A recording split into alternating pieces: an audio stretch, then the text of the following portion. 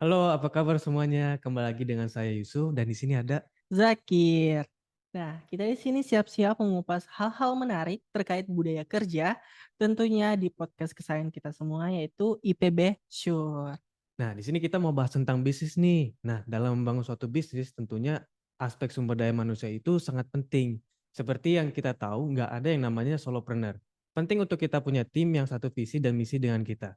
Nah, di sini kita bakal bahas gimana sih caranya untuk bisa membangun budaya kerja yang baik. Karena tim yang baik, sumber daya manusia yang baik akan tersupport oleh culture atau budaya kerja yang baik juga. Oke, mungkin kita bakal bahas dulu apa sih budaya kerja itu, Kir? Oke, thank you Yusuf. Jadi, budaya kerja adalah nilai-nilai yang telah menjadi kebiasaan dan menjadi pedoman dalam bersikap dan berperilaku di lingkungan kerja. Budaya kerja yang positif akan menimbulkan lingkungan yang nyaman.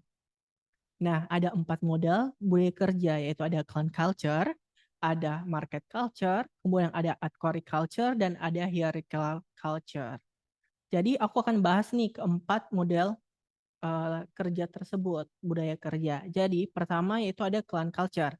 Nah, bagaikan kelompok atau klan yang hidup bersama, budaya satu ini menekankan aspek kolaborasi.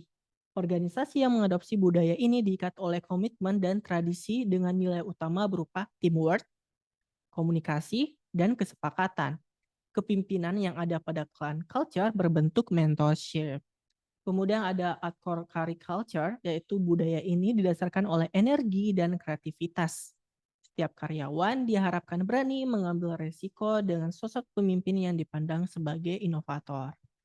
Kemudian ada market culture, budaya yang satu ini tidak hanya menekankan aspek kompetitif dengan pesaing di industri, tetapi juga antar karyawan dalam organisasi. Penekanan pada performa ini sebenarnya diharapkan bisa menjadi motivasi bagi karyawan untuk berprestasi. Namun, banyak kritik justru berpendapat bahwa hal ini menimbulkan budaya yang tidak sehat, seperti ketidakjujuran dan mengurangi produktivitas. Dan terakhir ialah hierarchy culture. Struktur perusahaan menjadi salah satu faktor penentu budaya hierarkiral. Praktik bisnis pada budaya ini ditentukan oleh struktur, aturan, dan kontrol atasan. Proses yang terkontrol serta pengawasan cukup dianggap sangat penting bagi produktivitas dan kesuksesan karyawan. Nah, tadi kan kita udah bahas nih apa sih budaya kerja dan ternyata ada 4 model budaya kerja. Nah, sekarang kalau boleh tahu apa sih ciri-ciri budaya kerja yang positif, Suf? Oke, nah, jadi budaya kerja yang positif itu ada 5 ciri-cirinya, yaitu yang pertama lingkungan kerja produktif. Karyawan akan merasa sangat senang dengan menikmati suasana saat bekerja. Bisa jadi ini merupakan tanda bahwa mereka itu nyaman dengan suasana kantor yang kondusif. Adanya kecemasan dan intimidasi justru malah menunjukkan sebaliknya, bahwa karyawan takut dan merasa tidak nyaman berada di lingkungan kantor. Lalu ada yang kedua, yaitu komunikasi yang terbuka dan jujur.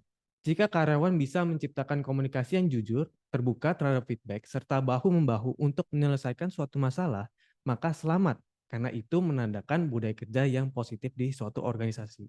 Lalu yang ketiga, yaitu suasana yang seru. Tidak ada salahnya untuk sesekali tertawa bersama dan menikmati candaan di tengah-tengah penatnya bekerja.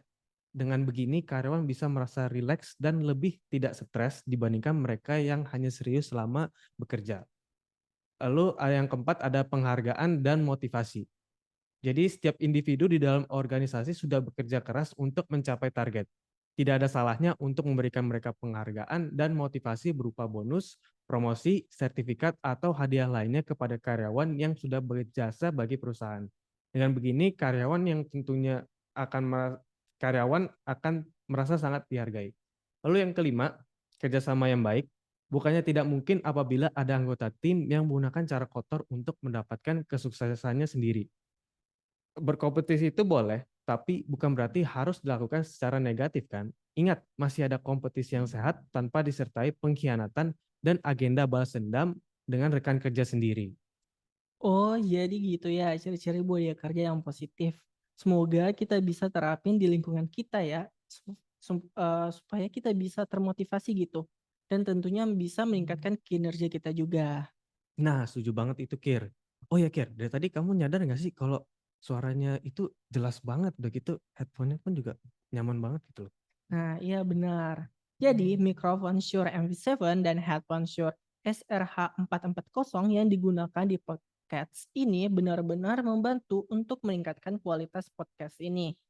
Mikrofon Shure MV7 dapat menangkap suara dengan jelas dan detail dengan pilihan konektor yang dapat memudahkan proses pembuatan podcast. Dan headphone Shure SRH440 Professional Studio Headphone yang sangat nyaman digunakan dengan earpad yang empuk dan dapat membantu mengisolasi suara-suara bising dari luar dan cocok banget untuk dipakai buat podcast. Nah, itu tadi bahasan kita terkait budaya kerja. Perlu diingat kembali, tidak ada budaya yang benar ataupun salah. Semuanya itu kembali lagi pada tujuan dan nilai-nilai yang dianut perusahaan. So, untuk membangun bisnis yang baik, pastikan budaya kerja yang dimiliki berjalan ke arah yang positif. Terima kasih buat yang sudah mendengarkan dan sampai jumpa. See you.